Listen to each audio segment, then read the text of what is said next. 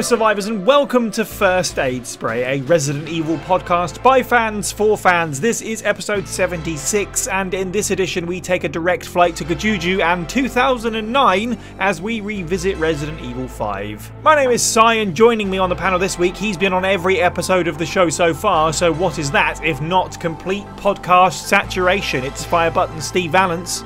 Come on, hurry, hurry! Punching through the boulder of time difference to be with us here today, it's Michael Burger time early. I only have 7 minutes to play with you. It's be a very short podcast. Let's get off. And forget the BSAA, he's part of some kind of lethal company. It's Moist Owlet, aka James. Insert screams. Always. First Aid Spray is recorded in front of a live Discord server audience, so join now to hear the show early and unedited and to become part of our wonderful little community where we discuss life, the universe and Resident Evil. You can find a link to the server and all of our social media at our website faspraypod.com. You can also find links to our merchandise store and our Patreon page. First Aid Spray is nothing without our supporters. Tis begin at just $1 a month with a host of benefits. Head over to patreon.com/faspraypod to support the show. Okay, let's do the housekeeping. Of course, welcome to season 6 of the show and welcome to our Patreon, to our newest member, Stay True. Thank you for your support and thank you to all of our Patreon support who recently got access to, if you are of a certain tier and above, the Now That's What I Call Survival Horror episode of Resident Evil Director's Cut, the DualShock Director's Cut. So yes, the soundtrack with the Farting Clown's basement theme. I picked my top 10 songs from that soundtrack in a attempt at a kind of reappraisal of things and say that, you know, there is more to it than just the goofiness that everyone knows. Meanwhile, over on our YouTube and the podcast feed, we dropped the latest episode of A Moment of Relief, which is the First Aid Spray 5-year celebration / look back at the state of Resident Evil over the last half decade. And over on YouTube, Tier Death Experience ranking all of Chris Redfield's outfits, which features several outfits from the game that we're going to be talking about today, of course. That's everything from us. Would you like to take us into the news, please, Steve?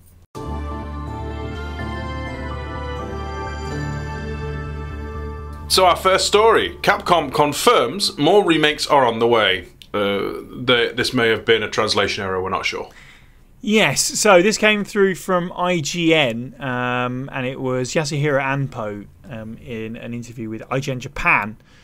And IGN reported it as saying he was asked if they will announce its next Resident Evil remake in due course, referring to Capcom, and he said, yes, we've released 3 remakes so far, and they've all been received very well. Since it allows a modern audience to play these games, it's something I'm happy to do as someone that loves these older games, and we want to continue doing more. But also there have been people that said, this sounds like a bit of a funky translation.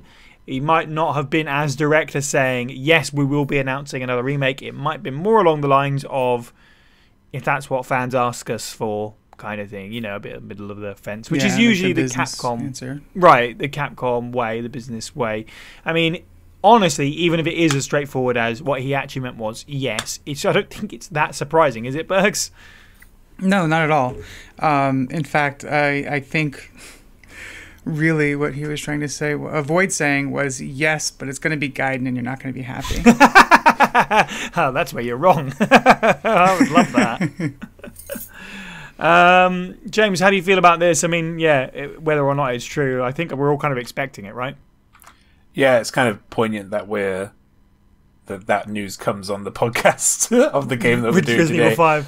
Because it would be, I mean, I think we all know what should be coming next, but I think probably RE5 is coming next if it is going to happen.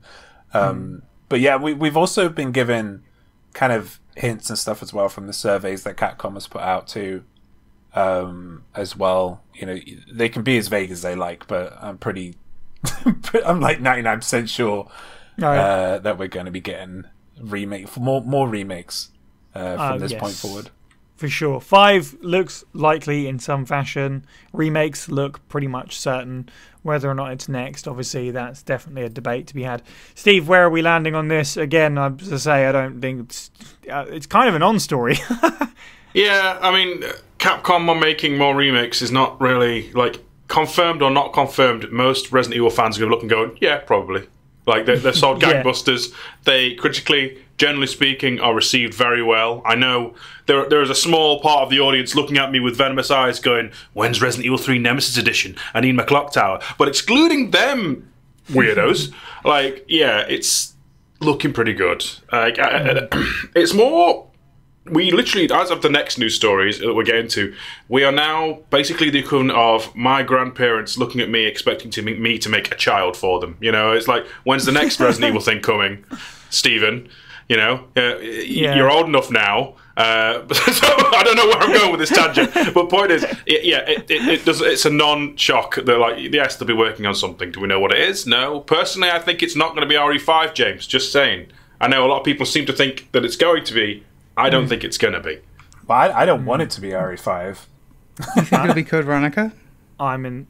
CV, I think, is a good shout. Yeah. If they're going to do a remake followed by a remake, like a more low-key thing might be the way to go instead of From 4 and 5, which are both big-time deals, you know. I would agree with that. I think I'm in that boat as well. I think it's going to happen, RE5 remake. I think it probably is going to happen whether I want it to or not. But yeah. I'm going to make a guess here. And we can clip this later. I think if we see an RE5 remake, it'll come in the form of a VR update first. What, as in for the classic RE5? Yeah, they did that with Resident Evil 4, because they did Resident Evil 4 VR and then did the remake of Resident Evil 4. So I think if Burger, you are a genius. Resident Evil 5 VR, that's just like the classic one, but done in VR, because, you know... That is enough of a wild card idea that, like, I can believe that's some kind of crazy stuff. Yeah. Like, it's also a perfect segue, isn't it? So, our next story then. The last bit of Resident Evil content that we know about, Remake 4's PSVR 2 mode, is out right now. You can play it. If you're not listening to this, then go play it. Unless you don't have PSVR 2, then, I mean, yeah, do both at the same time. Do both at the same time. Absolutely. Oh, man. Yeah, I can't wait to play Resident Evil Remake. Now that they've announced Resident Evil 4 Remake VR. Yeah. Oh my god. Obviously with the VR things it's the same as always. I don't think anybody has anything to say about it because none of us own VR 2 and there's some surprises about to drop on me from some direction. Excuse you. But oh really? Okay. Is that the surprise? No, I just haven't owned VR for a long time. I know. Yeah, I mean, the reviews are coming out seem to be pretty positive. The people that I follow that happen to have access to it seem to be having a really good time with it. It's not really surprising that it's reviewing very well because, I mean, it's VR and Resident Evil. At this point, it seems like a obvious success. 7 was a big deal. Village seemed to be warmly received. The Oculus version of RE4 has just got mentioned, was very successful. And so has this as well, I guess. I think we're probably all in the same boat as we can't play it, but we'd like to give it a try. So I don't know if there's much more we can really add to this, by going around the table. I do have something to say. Go for it. I'm wondering how much actually costs Capcom to do these games, and if they actually make a profit, like to create these VR games. I mean, right? Because I mean, we go over the same subjects every time these VR games come around. You know, none of us have it. Well, not the majority of us don't have it, you know, so we can't take part in it, right? But it's just like, you know that the sample size is really small. Right. I'm just like, I mean, it's a business thing, so I shouldn't really care about it. It's just like, I'm very interested to see if they do actually make a profit based on this. I say it's platform exclusive, right? It's just PlayStation, not PC. Yeah, specifically PSVR. So the thing about that is... because it works on PlayStation, it works on the PC. You just have to do a little extra finagling to unlock it. Yeah. I do happen to have the software that allows me to do it. It's a secondary software that just activates the VR controls that are like in a game if they're there. And they exist. So it's just as simple as linking up the control bots. And Village in VR is almost as terrifying and immersive as Half-Life Alyx, right? Which is a wonderful gaming experience. So, like, do they make money on it? No. Do I think it's a good idea that they're on VR? Because for that sample size, yes, because they're good. If that makes sense. Yeah. Like they're the thing that everybody who plays VR talks about, right? Like all of that sample size goes. That's the one that's a game. I mean, RE7 wasn't it? It was the poster child for Yeah, for PSVR. Until Half-Life Alyx. Yeah. So yeah, I think because like that audience is hungry for good content. I'm hungry for. I haven't turned on my VR in weeks, so like I'm hungry. I was hungry to try it out. Yeah. I think Okay. my only thoughts on it now are, unlike Village VR, like Village was pre-baked into a first-person setting first, and then became a third-person game. Why there isn't just like a, you know, if it is for the other platforms, just a first-person variant mode of Resident Evil 4 remake. I would imagine it's in some way plausible or doable. If they can do VR, they can do a lot of other things, you know? Yeah, very fine point indeed. I suppose you could say, why not just have a third-person Resident Evil Village? I mean, there is one now. Yeah. Yeah. All right, let's move into the main topic then, because the big juicy one. It's been a long awaited. You know, these game review podcasts are always one of the big ones, and this is a big game indeed. We are, of course, looking back on Resident Evil 5, one of the most successful games in the Resident Evil series. And now, reading the file from Chief Researcher Brandon's Journal number 1 from Resident Evil 5, Phil Dickens, who you can follow on Twitter at AKBlackandRed. December 4th, 1966. Mr. Spencer once spoke of a flower called the Stairway to the Sun. Supposedly this flower would give the person who consumed it incredible abilities. Everyone thought it was nothing more than a rumour or legend that Mr. Spencer was telling us, but later research would prove us wrong.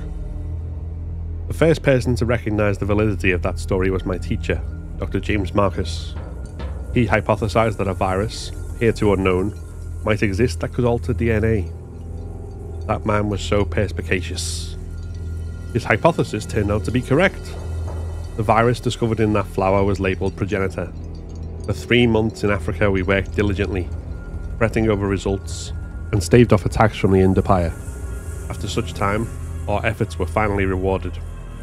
Even Dr. Marcus, who until yesterday looked exhausted, was in good spirits. He wants to return home as soon as possible to delve deeper into his research. I feel the same way.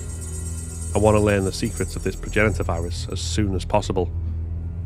So there's a lot to dig into with Resident Evil 5, so I guess in terms of background, obviously when it came to the 2000s, we had a big shake-up with Resident Evil. We had lots of weird spin-offs, but we had the change from fixed camera angle to Resident Evil 4, which, you know, I think, I was going to say arguably saved the series, but I don't even think it's arguably seems a bit unfair. I think it's fair to say that it saved the series, had a huge impact on the industry. So a lot of pressure to follow that game up and what Resident Evil 5 would become. And a lot of things that Resident Evil 4 definitely did right, but a lot of people were alienated by it as well. It's sort of secluded nature when it came to the story. So there were a lot of also some things that Resident Evil 5 could potentially do well and pick up the slack a little bit from. And also, because of heading in the more action-oriented direction for Resident Evil, which was apt because that's where the industry was heading, Resident Evil 5 became the first cooperative Resident Evil game in the series. This was also the first time that Jun Takeuchi helmed a Resident Evil game as producer by himself, and released in 2009, so that's 4 years after Resident Evil 4. It's the first Resident Evil game on Xbox as well, so another nice little tick in the column. And it reviewed to pretty good scores across the board, just thinking sort of like 80s and 70s, 9s out of 10s down to 7s out of 10s. It's a very interesting game because, of course, as I say, it's following the massive success of Resident Evil 4. It's doing a bunch of brand new things, including setting the game during the daytime in Africa. It's a big turning point for the series' story and lore, as well as character transformations for several characters who felt very different from their previous appearances, at saying the very least. Where did we all come into Resident Evil 5? Where were we all with the series at the time? Do you remember your first time playing Resi 5? Steve, I'll start with you. Oh wow, this is going to be a big one to unpack. Yes, I do remember. Like, excluding the fact that I had been smashing the demo in half when that came out, and playing it with friends. You know, nice having an online demo is the public assembly and the first chainsaw fight. launch night, I went to a midnight release at my local game station, rest in peace, to pick up a special edition. I've still got the shirt somewhere in a steel box thing, and then I went round to a friend's house and we basically mainlined it for 2 days, just 100%ing the thing. Yeah, needless to say, I was in a good place because, like, unlike a lot of Resident Evil fans, I am one that can get on with the old school and the new school third person. I didn't really lapse. Like, my hype only is like reach steady highs and middling troughs, but never gone. So yeah, that launch night weekend, going for a midnight release, getting my fancy shirt which doesn't fit but it's still intact. Yay, go me. Yeah, and basically, my friend had a HD TV. I had my crusty 360 being done through an AV cable because they still could. So I had a nice 4:3 resolution while they had the HD TV, and I could see their screen, and we just played through it. Yeah, it was a fun 2 days. And I then went on to get a bit of a reputation of helping other people be professional for a while around my friend circle because everyone got it, but apparently I was the only Resident Evil fan worth a damn. The Lightning Hawk is actually better than Infinite Rockets. Look, I'll show you. Bang. Yeah, so good times. Good times. I somewhat similar, obviously, although all completely different, because I sort of was a bit of a lapsed fan at the time. As I've said before, with Resident Evil 4, it did the things. I was, not my Resident Evil about it a little bit. I more watched it being played than played it myself. I had a couple of friends that were really into it, including one friend who had never played a Resident Evil before that point, who jumped in at 4, which is completely understandable and completely reasonable. So he was quite excited for Resident Evil 5, especially because it was co-op. So me being the big Resident Evil fan, and him coming in and being the big Resident Evil 4 fan, it was like, cool, this is a game that we can play together. And I seem to remember I don't remember if we bought it, picked it up from somewhere in a store, or it, got delivered or whatever the situation may be in 2009. But I do have a strong memory of going to a Battle of the Bands, a local Battle of the Bands, and coming back with quite a degree of pace, because it was like, right, after this, then we can settle in and play Resident Evil 5. Oh, that's cool. There were a few people around at the time to see us play the beginning of the game. I don't know how far we got in the first night, but yeah, I'm pretty sure we cleared through it in the second day. And yeah, proceeded to kind of rinse it, to be honest. Just because it was, it was fun to play co-op. We were chasing the achievements, which was quite a new-ish concept at the time, I suppose. We did the 1000G on Xbox, and then we stopped playing it, and I was like, oh, I'll trade it in, because I had mixed feelings about it sort of the entire way, and we'll get into that. Burgs, what is your earliest memories of Resident Evil 5? So, very much the same, except I worked at GameStop when this game came out, and I had my copy at home 4 days ago, because they had come in on a Friday, and we couldn't sell them until Tuesday. So me and my store manager, who was my best friend at the time, devoured this game. A lot. And then I remember playing it for years. I only played through the storyline a couple times. I didn't devour the storyline so much, but we just loved playing Mercenaries mode. Yeah. Just hanging out. It got to a point where it's like you're kind of doing the levels kind of on automatic, and you're just there to chat and bullshit. It's such a fun and bananas game. I remember having a really great time with it. I also incidentally remember my hot take, when people would be like, oh, how's Resident Evil 5? And I worked at GameStop, so I had to have a cool thing to say. I think it's a fantastic action video game as far as a Resident Evil game. It's not my favorite, which I stand by. It's not my favorite Resident Evil, but it's a great game to play. Yeah, that's probably fairly accurate to how I felt about it at the time. And it's funny because you say about sort of devouring and rinsing through it. And Steve made a comment. We played it recently together in preparation for this, and we got to a certain mission, and he was like, yes, it's the one that everyone plays over and over again to maximize your money so that you can get all the upgrades. And I was like, yep, this is definitely the mission that I've played the most. Didn't play a ton of Mercenaries, but I definitely remember playing that mission over and over and over again.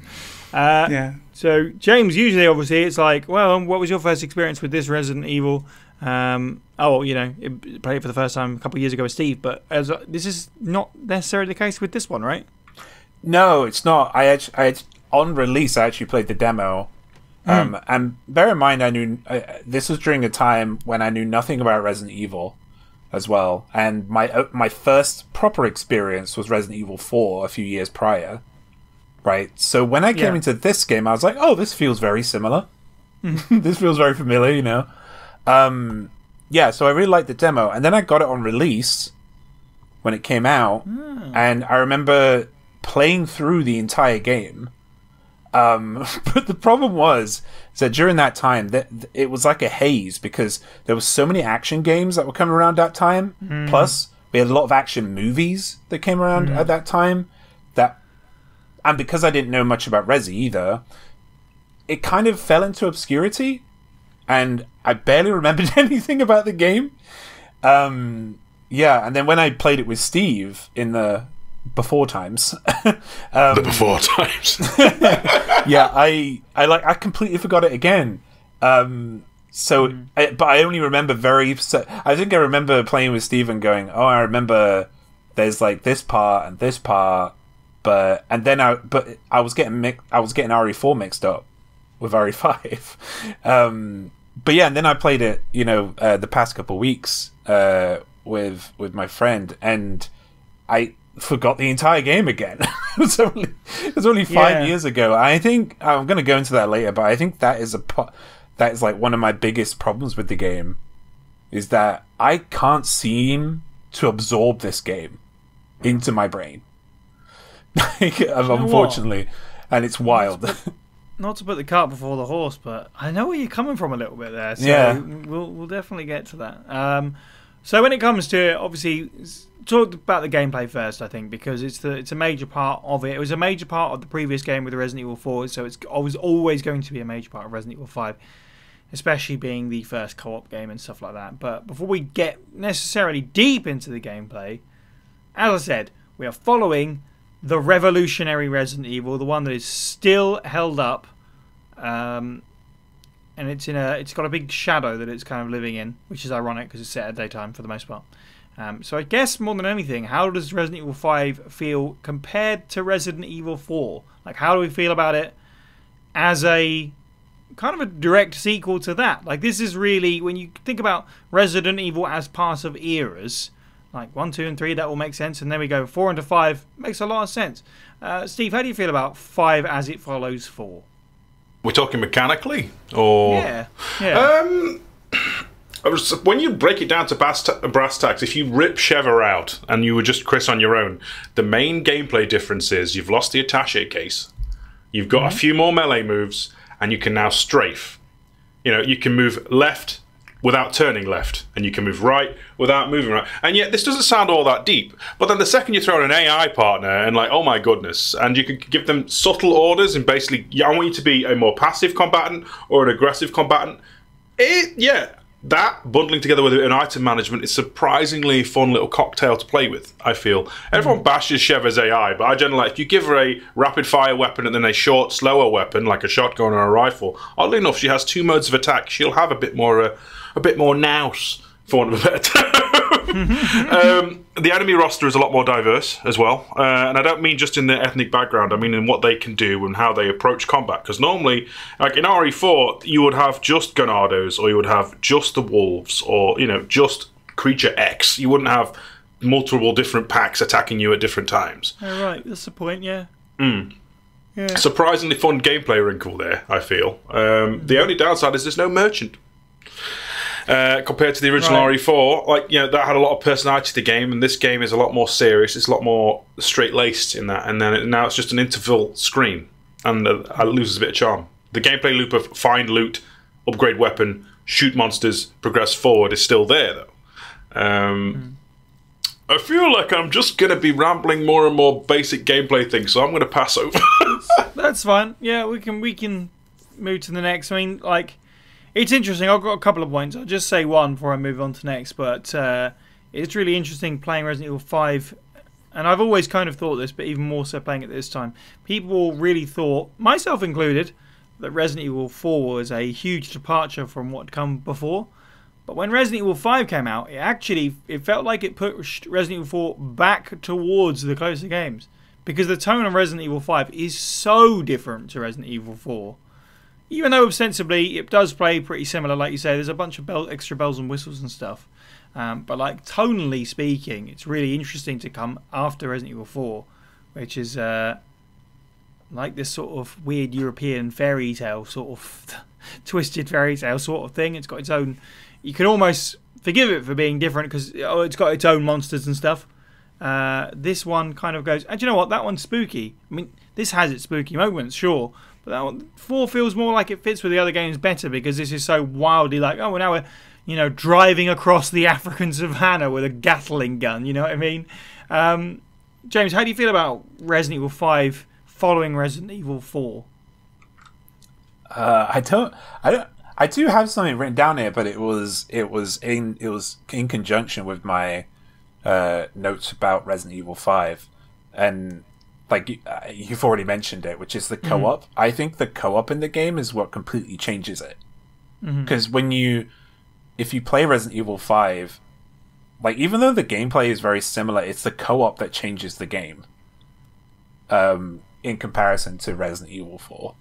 Like there are other elements too, which I will get into when I talk about Resident Evil 5, right? But that is like kind of the biggest change I saw, and it completely like made it a different game, even though it was very similar.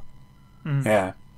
It's interesting for me because so far it's a lot of like this is what's different, but there's also things that are the same in literally where it was like, and this stuff's always rubbed me the wrong way, and it continues to do so. And maybe it's because it's become a problem with Resident Evil still to this day. But there's some Resident Evil 4 aping quite intensely early on at the beginning of this. The public assembly is very much like the village defense. There's an exploding truck on the bridge, which is essentially the same thing from Resident Evil 4, where you've got the truck coming at you down the hill. And then there's they couldn't even wait. This is the big one game before doing another monster with a power tool. Oh, here we go. He's God. going with a chainsaw. And obviously now that has become a thing that's in essentially every game to some extent. That one's like, okay. It's like you saw a bunch of things in Resident Evil 4 that worked, and then you just went, we'll just do it again. Which that's something that I didn't necessarily like about it, but whatever. They removed weapon upgrades and exclusive for some reason. That really bugged me. The exclusive upgrade. Yeah, that's a good point. Didn't think about that. Only the merchant can do that. Not pause screens between missions. They don't know. Yeah, they don't have Burgs, the heart. That's right. Burgs, how do you feel about 5 following 4?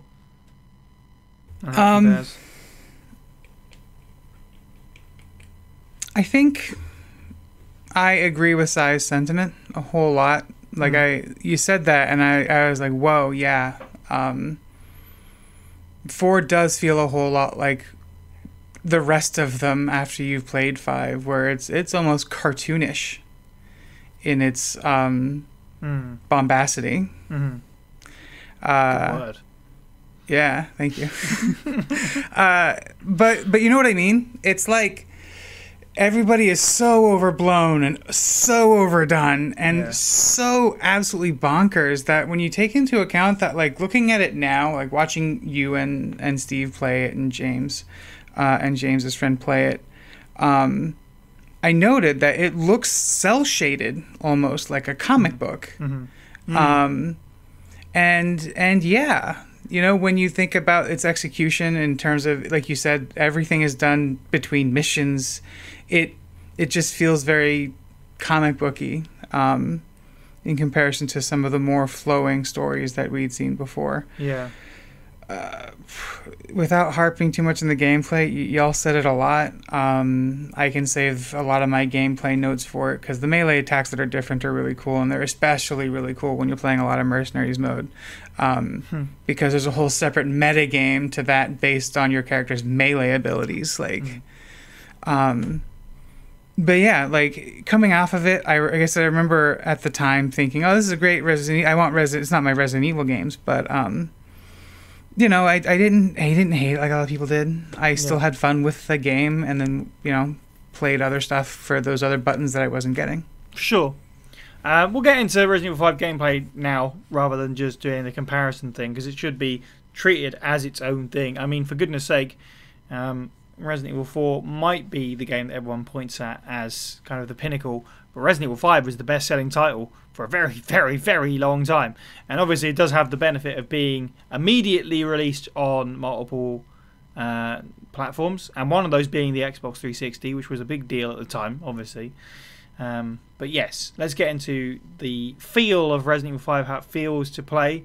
And we talked a little bit about some of the stuff that I've got here, about co-op, then the mission structure, which I feel I do get it. Like I don't disagree that it is missing some charm by not having the merchant. And I think I said let's not compare it to RE4 too much, but I'm just about to do that in the sense that it's kind of a hard line. It makes RE4's village feel, or entire location feel more like a explorable location that you could wander around from A to B a bit more.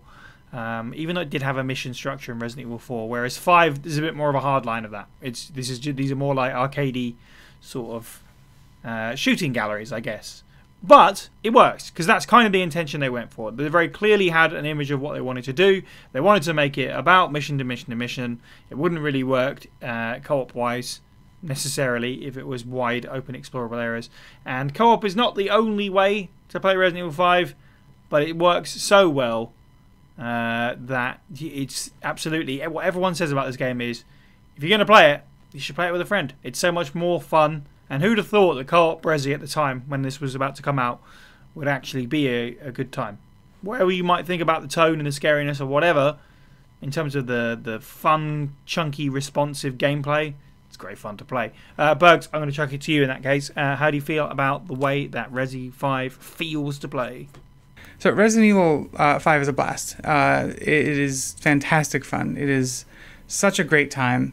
And like I said, I spent a lot of that time playing Mercenaries mode with friends, hours and hours for years when we were looking for downtime between other games. And there was a lot of content that released for it as well. So talking about the gameplay, it is cool for, picking it up for an hour or so because of how compartmentalized it is. Doing bonkers stuff, trying to chase that 1,000, like you said. Because you really could just grind away at a mission on professional until you can get the high score, and you're still having fun with your friends. But yes, absolutely, this is not a game to play alone. Play it with a friend, preferably one that'll chat with you. Indeed, it's just something about it where it's like, hey, you want to shoot some monsters for a while? Yeah, we can shoot some monsters for a while and just do a mission or do a couple of missions and then whatever, move on. Or as you say, chase S ranks on whatever difficulty on every mission if you want to be real professional about it. It's got those layers to it depending on how you want to approach it, which is really nice. James, how do you feel about Resident Evil 5's gameplay? I'm going to come off here as very critical because I want to talk about the co-op gameplay because I think everyone else is going to have everything else covered, but this game was a really big departure from the series traditional survival horror stuff by introducing the co-op. It led the game into losing, in my opinion, the franchise's most important element, the horror of it. When you have a co-op partner, it meant that all the scary moments, no matter how small they were lessened even further because the timings were all out. All the timings were out because of cutscenes and stuff. Right. I never felt once scared in this game while I was playing it with my friend, and even if I was playing with Shaver, I wouldn't.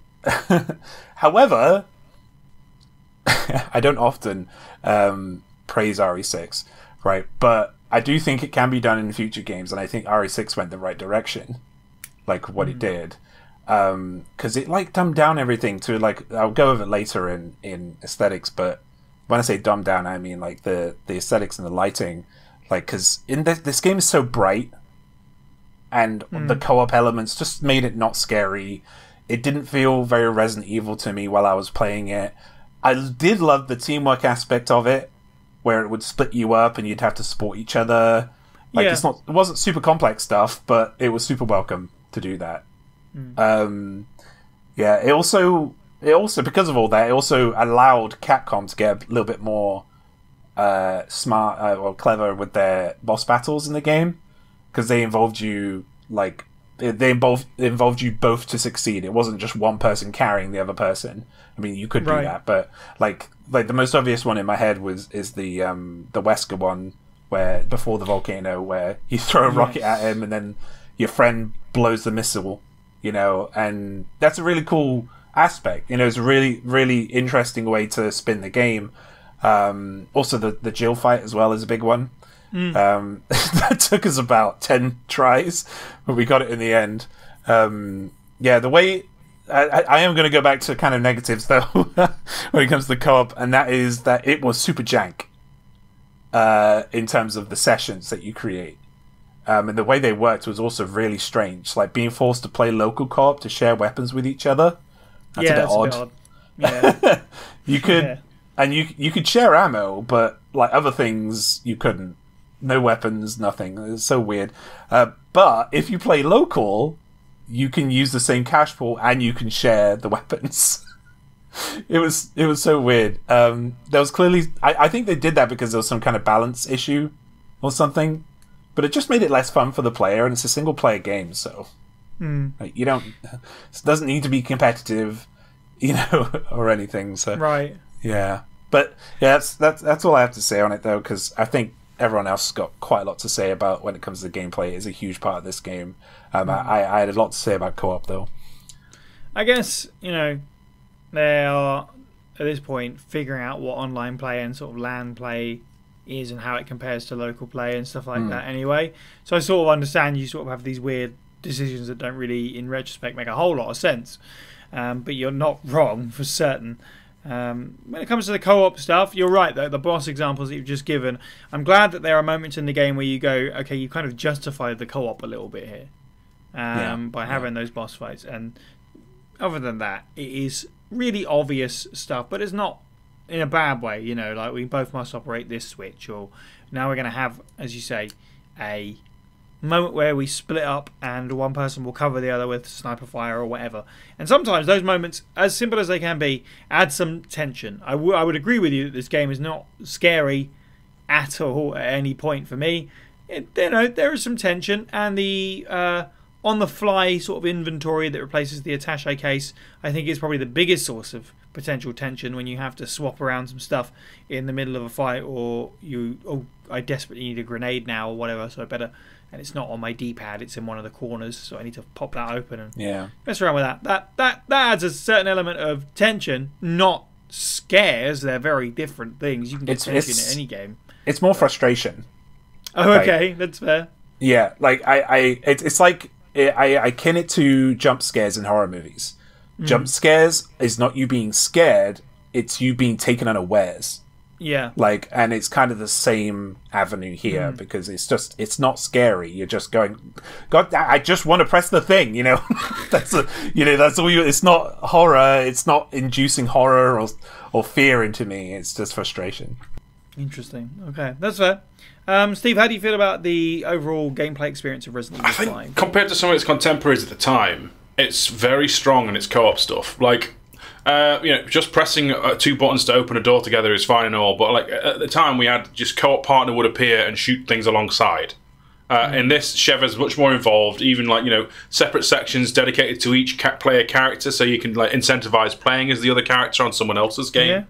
You've got the chapter select feature, obviously, so you can replay things to get better ranks and leaderboard stuff. But I think for me personally, one of the strangest things, I know we've just criticised the inventory system. I actually kind of like the fact that when I'm on a ladder, I can find a way to, if I use my fighting game skills and rapidly switch around on my inventory, I can reload all my guns in 5 seconds flat. Like, all that quick maneuvering and not skill issue is not the right word, but having the ability to do finer, crazy skills like that, and it's very helpful in Mercenaries. Being able to quick load guns is cool.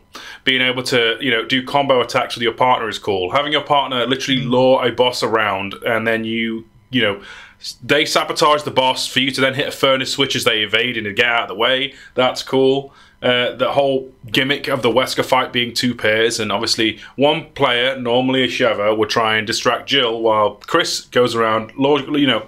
The short-sighted Albert Wesker will be blindsided from round corners by a giant roided Chris Redfield. It's surprisingly more intricate than what's his name? Marcus and Dom from Gears of War just having 2 different cover spots covering each other. Or, even older, Doom had multiplayer, and it was literally you would just be picking up the same respawning guns, shooting monsters. Surprisingly more in depth when you've got 2 health bars to manage, 2 ammo pools that drain at the same time. I like it. I like it a lot. Maybe I'm not getting my point across, but the fact that there's a lot of crisscross between the players and different melee moves, and the fact you have to try and, okay, right, I haven't got any healing items. Have you got any healing items? Yes, I have, but I should save it for when we're both in trouble, or stuff like that. That kind of conversation doesn't happen that much these days, because it's either regenerating health, or it's like what's the word? Destiny?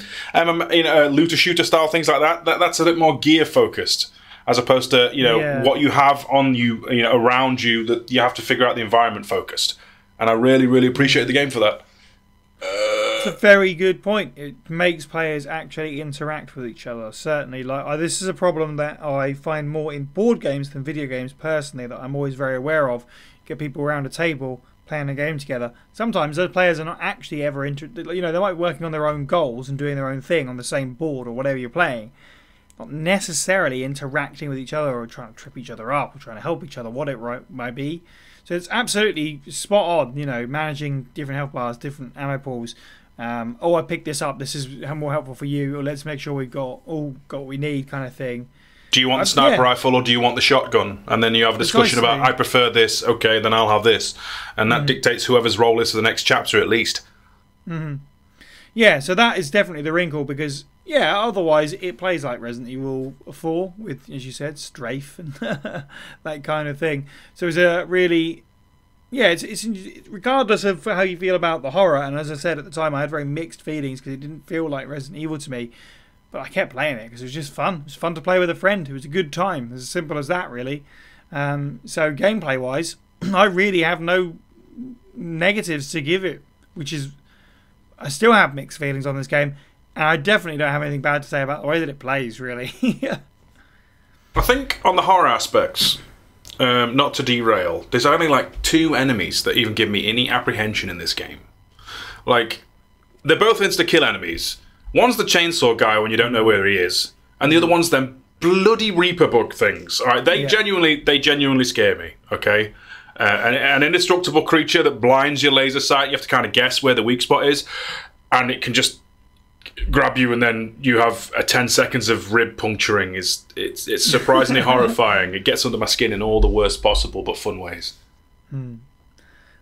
Okay, well, let's move on to story then, if that's the case, and we'll talk about an interesting thing with Resident Evil 5. As I say, there were some things in Resident Evil 4 that they could potentially do differently, and I think the story was probably one thing. You needed to tie some of these new elements into the existing story, and also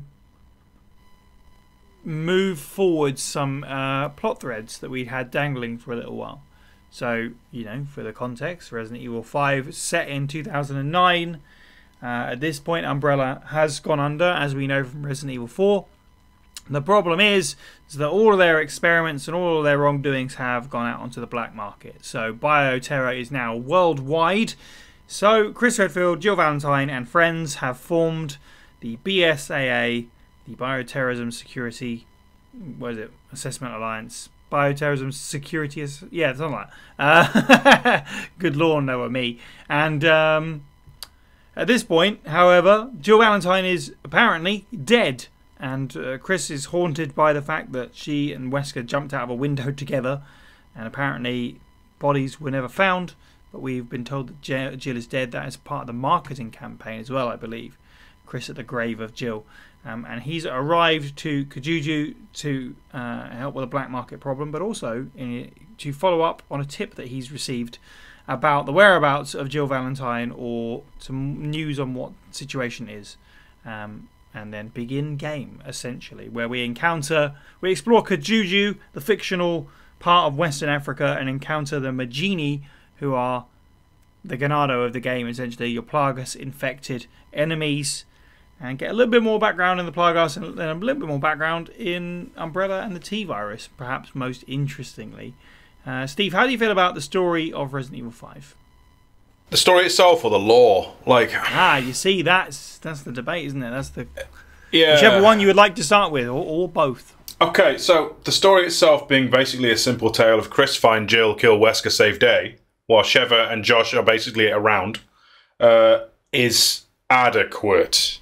The lore is great. It's handled very poorly in how it's given to the player. Like, in the player, you're given files and folders that you can't keep with you, that you have to just basically stand there and read, which is great in a single-player environment. 9 times out of 10, the best way to play Resident Evil 5 is a co-op environment. So you're telling me that Jeff is going to basically make someone else sit there while he reads that document? It's not going to happen.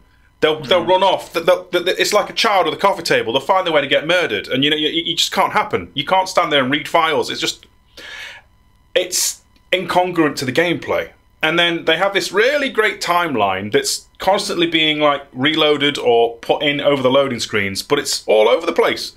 It's great that you can read like that timeline and a handful of like overview files in the outside of the game in a menu, which a lot of people pore over. The whole Tricell lab, lots of great lore in there, but it's not incentivized the player one bit, because they have to like deal with someone else running around the background going, come on, hurry. It's frustrating. The actual character motivations of the main plot are strange and stupid. When you think about it, this all boils down to Wesker could have destroyed the world, but Irving thought, I'm going to do a deal in Kajuju, mate. Do you mind? And it's all gone. It all goes tits up from there. There's going to be a lot of people probably coming for me in the comments going, oh, it's the best version of Chris and Wesker having the final showdown. Like, it's okay. I can understand why they think it's a capstone, but there's a lot of convenient circumstances in this. And that's putting it mildly. Like, Chris and Sheva have a big fight with the Bat Beastie, and then, BSAA guy randomly rocks up with a Humvee. Oh, that's cool. They weren't using the radios the entire time, so where's he just showed up from? Oh, okay. Yeah. Let's get into a fight with El Gigante. Oh, there's a Humvee there. Oh, there's conveniently now a jet ski there. Suspending disbelief's cool and all. And there's some cool martial arts action sequences, but a lot of the story just flows because the story said so. Yeah, that's completely fair. I think this is a real mixed bag, but it's interesting because it's sort of, there are two ways you can absolutely look at this. You can come at it as, I want a dumb action movie co-op game, or I want the lore and the background history, and I want to feel like this is tied closer to the Resident Evil that I know. And you can enjoy it from completely both of those angles separately. But if you're one and you try and enjoy it from the other, you kind of get a problem a little bit, because the main campaign is pretty surface level, because it is designed to be a co-op shooter. I said Time Crisis before we started recording this, so we're playing that in the arcade, but this is basically Time Crisis. Shoot dudes, move on, repeat. That's basically the whole thing over and over again.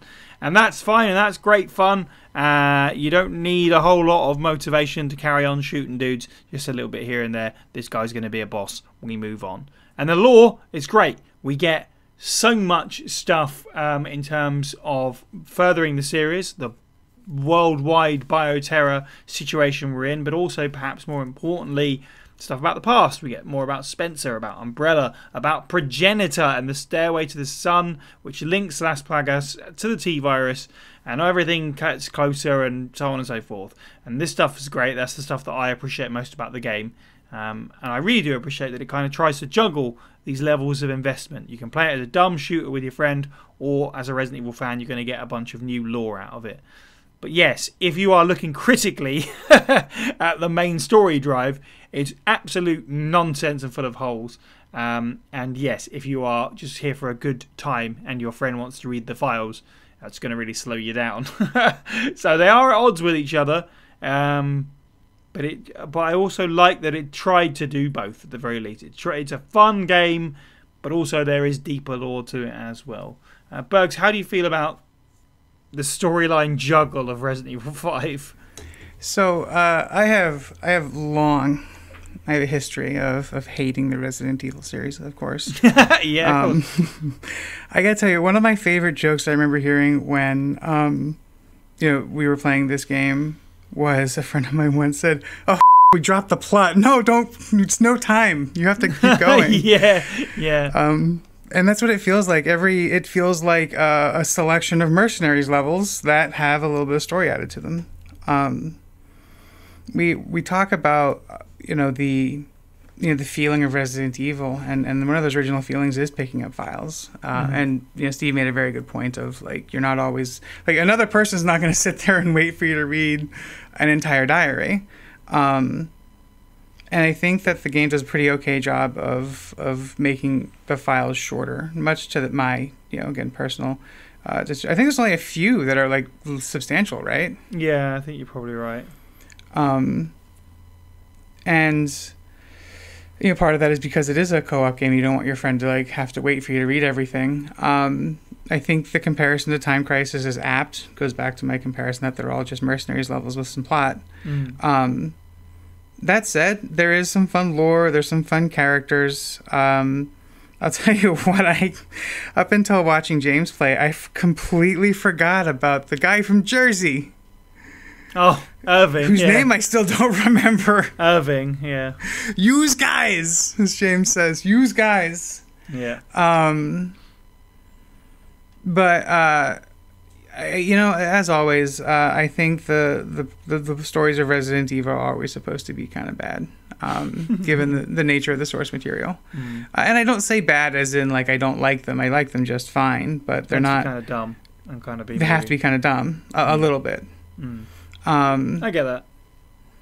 Just because you can't really take a giant oozing tentacle monster that seriously when it's whipping around like it is. Right. But no real complaints as far as like Resident Evil stories goes. It I don't know that there's a lot of payoff that super sticks around, right? I mean, the death of Wesker, I guess, but well, yeah, but he's totally still alive. Like he survived 2 rockets to the face in lava in a volcano, right?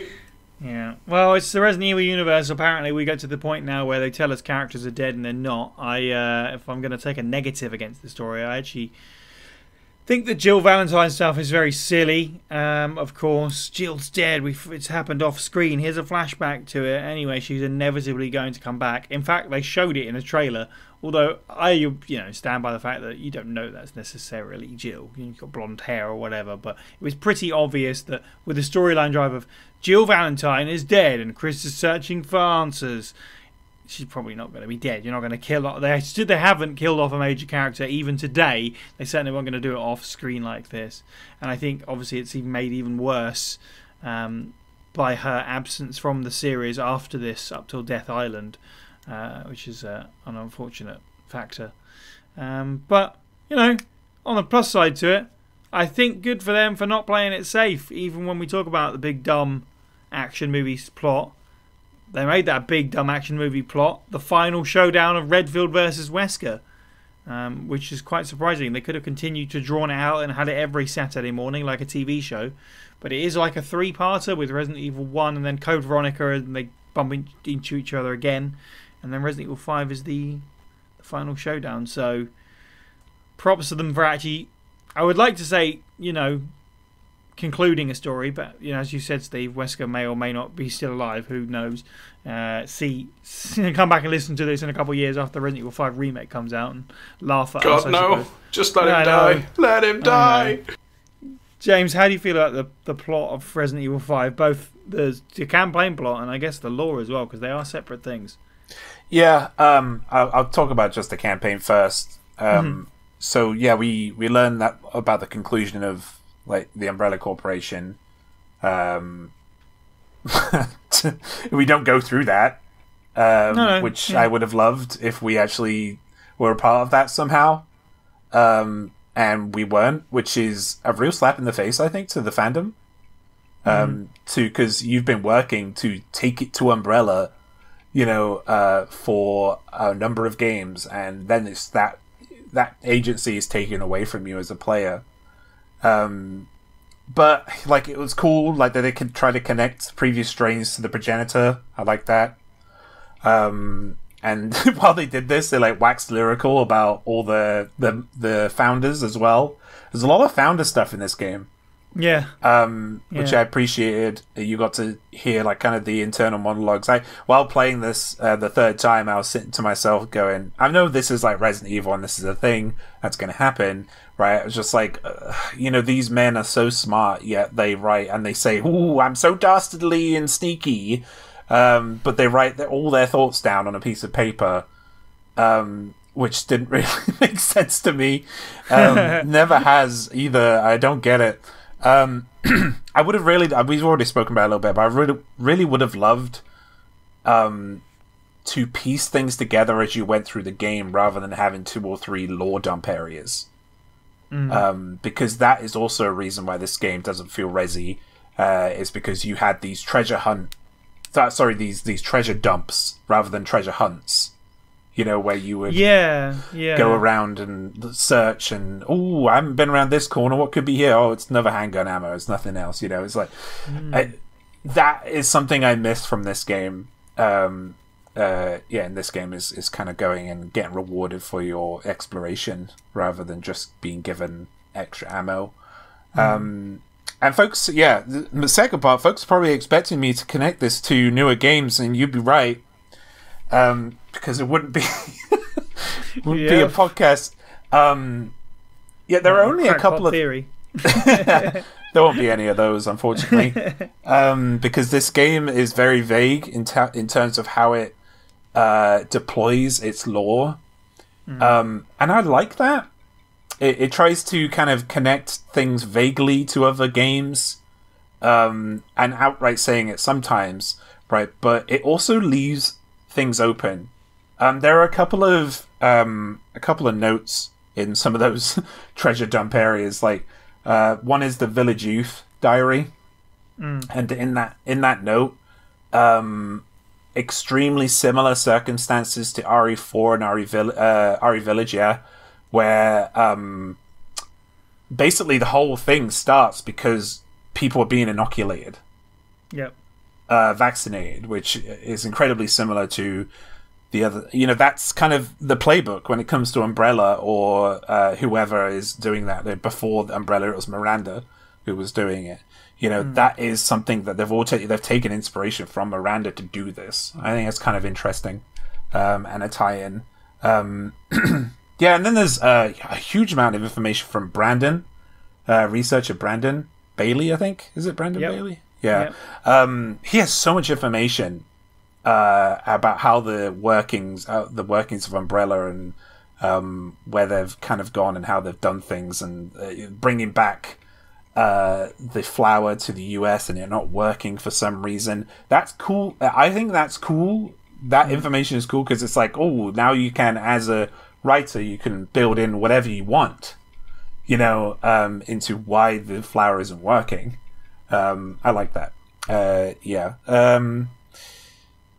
You know what's frustrating? I'm not going to interrupt you too much, James, but there's a frustrating thing about these files, right? There are a lot of interesting lore, and like I said, the co-op problem is one thing, but there's like one that's a setup for the tribal area where you go like in the second zone, basically, which is a bit racially insensitive, but I'm not going to go on that. The fact that the entire document explaining that stuff and what's happening is in an easily missable area, right as you're under fire from a turret gun.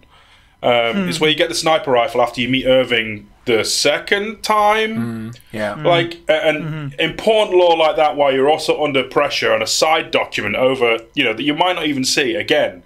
Like, I love some of the lore in RE5 and like the justifications of things, but the way it's given to the player or incentivized to the player is just done in such a strange way.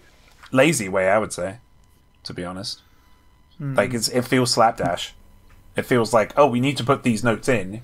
Put them just in this. Here. Yeah, exactly. Otherwise, people won't think it's a Resident Evil game. Exactly. Like, whereas in Resident Evil 4 and Resident Evil Remake, the notes are always found in places that make sense. Like there's a note about like school day, found outside a house, that kind of stuff. It makes sense, whereas in this game it doesn't really make sense. They just talk about everything in these treasure dump areas. Like maybe we'll get something with a reimagining like we got with RE4, because RE4R actually gave us a little bit more information as well on top of what we already had. But I mean, it is also something I like about RE5 as well, the vagueness of it. and I've said this like 3 times already, but like the vagueness is nice. They built on like the already established lore of Resident Evil. And again, it's like the newer games. They built in parallel to it rather than progressing the lore, which is needed in this franchise. Right, And they keep progressing characters instead of building them out, and then forgetting about all the rest. Right, and they need to start doing that, but we'll get to characters. Well, it's funny you say that, James. Let's get into characters. So, let's start. Well, actually, I'll just let anyone kind of go and talk about who they want to do as they talk about, I suppose. But I wanted to say that Chris Redfield, you know, it's interesting, right? Because this is obviously a big change for him here. And it becomes... We make lots of jokes about Royd Chris and how big he got because he was scared of Wesker's superpowers. But it is one of the most iconic Chris Redfield designs and portrayals in the entire series. Like, it's definitely one that comes to mind immediately. And it obviously helps that Roger Craig Smith went on to play Chris a great many times after this. But this is his first appearance in the role. And also we joke about his one-dimensional nature a little bit on this show. We always make fun of how Chris is kind of the boring one. But, you know, in this game... he has his moments because he questions authority a little bit. He's not just the good soldier boy, and he's a bit sarcastic. Maybe it's because he's a little bit emotionally beat up in the wake of the Jill stuff, and they do sort of touch on that a little bit. And he questions America as well right at the beginning of the game. You know, he's like, you know, this is kind of, we're a part of this. This is kind of, maybe our country isn't as, we shouldn't be basically blinded by the greatness of where we come from and all this, that whatever he says. Which I actually kind of like stuff like that. It makes him a bit more than a one-dimensional character. So Chris, for this appearance, I really like him. Josh is really cool. Sheva's great, obviously. We wish we'd get more of her because she just does kind of, she's good as a little bit like you know, she's a connection to the world around Chris and the situation he finds himself in, and is able to sort of set him up with what he needs and some bit of backup and stuff like that. And she's got an interesting backstory, but she does play mostly second fiddle to him because the story is about Chris and Wesker and Jill. Unfortunately, Wesker is rubbish. And I know, you know, very easy for me to... I'm sure people were like, you know, this is because of the voice actor. Now, I think at this point they'd completely lost me regardless. It's really funny to me that this is the Wesker that went on to define the character. You know, he's in Marvel vs. Capcom and so on. Leather trench coat, megalomaniacal Wesker. But he has nothing in common here with Resident Evil 1 Wesker. And not a whole lot in common with Code Veronica Wesker either. Like, obviously that's a bit of a bridge. But I think he's just so over the top that it's kind of boring. It's like, you are just stereotypical bad guy, which wouldn't be bad if not for the fact that this is meant to be a long-standing feud, not just between Chris and Wesker, but the player and Wesker. And it's hard to identify that this is the same guy who's betrayed the Stars team and then accidentally got kebabbed by the Tyrant, because he feels so different. But there's my little Wesker rant anyway. James, how do you feel about the characters? Wesker's abduction of Jill is lame. Super duper lame. Jill was literally sidelined and almost fridged in this game. Yeah. Like, her whole character was used to elevate Chris and Wesker, which didn't vibe with me well and shouldn't vibe with you either. Like, she's one of the originals and she's consistently disrespected in this series. It's so annoying. Like, also, yes, you've got one of my points, like, as well. Like, his story, Wesker's story is weak. I felt Wesker has had a weak story as a villain since Code Veronica, actually. Like, he's cartoonishly evil is fine, right? But he was introduced to us as this cunning and deceptive person. Yeah. Like, now he's mustache twirling, you know. Exactly. It's like, we haven't had that since the first game in RE4R. Like, we just haven't had that, you know, from him. And we want it. Everyone wants it, which is why we were so happy to see the Wesker in RE4R. You know, but yeah, you've heard everything else. Like, Shaver is, in contrast, Shaver is, I think she's excellently written. I did want more, but I think that is also a testament to the VA and the writing for her, like as well. Like if you want more, it means there's something there for you to latch onto. But judging by what followed after 5, she was forgotten like everyone else who isn't Chris and Leon. It frustrates me when I play these games, and like I can see other people's frustrations. Now I'm part of the fandom, and I understand a little bit more, or a lot more than I used to. I get why people were so upset. Like it is.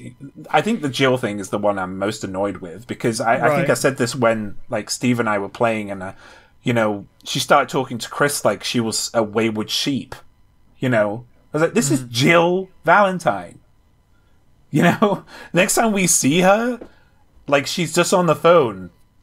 It's like I wanted more, like from her, and I hope if we get a reimagining, we will see more from her. Really do hope we see, and judging by what we've seen with RE3R, it looks like we may do maybe, and the voice actor is fantastic for her. Perfect for her in my opinion. But yeah, that's my bit about characters. Steve, how do you feel about the cast of Resident Evil 5? Oh god, I've got to pull a pin on that grenade. So this is a messy one for me, really. Across the board, there are good things and bad things. I think, yes, much like Si, I initially, a younger Steve thought Wesker was cool because he was doing his acrobatic things. But an older Steve, looking at the whole lens of the entire franchise, I could argue he's decent until he runs his hand through Spencer's chest. And then he goes from being like any kind of interesting smoking man villain in the background, scheming and ruining things, to literally, and the world will burn in an inferno of complete global saturation. He's literally just James Marcus's child at that point. It's not good, is it? And to counterbalance it, though, Chris, his first time having a whole game to himself, none of this sharing the spotlight as in, Jill or Chris, Claire, then Chris. It's his game. I mean, yeah, you play co-op with Sheva, but she's there as his, his support, his centre. She's not really there to settle the score with Wesker or save Jill. And basically seeing punished Chris being portrayed by Roger Craig Smith is actually a very solid performance, all things, I think. Like I can see why a lot of people would say that's the best Chris right there, because he's miserable. He's got feelings, he's got emotions, and then he's got he's got Sheva backing him up, being his like centre, so to speak, when he shakes or grounds. Although there was at one point where that role is reversed briefly. And then you've got poor Josh, who's just a soldier trying to do his job. He's okay, if a little bit more developed in DLC, which I don't think we're talking about really today, sorry. He's just there to be that nice guy who gets them to one place and then buggers off for a bit. Jill doesn't get enough screen time. Simply put, Jill doesn't get enough screen time. I think what she gets, I actually kind of like, as a tired, weary Jill, just trying to like, oh crap, I forgot to mention this, I best do. That stuff, and like you're the only one who can to motivate Chris because he's just had the crap kicked out of him by evil twirling sunglasses man. Yeah. And then no one's even mentioned Excella. Who? Yeah.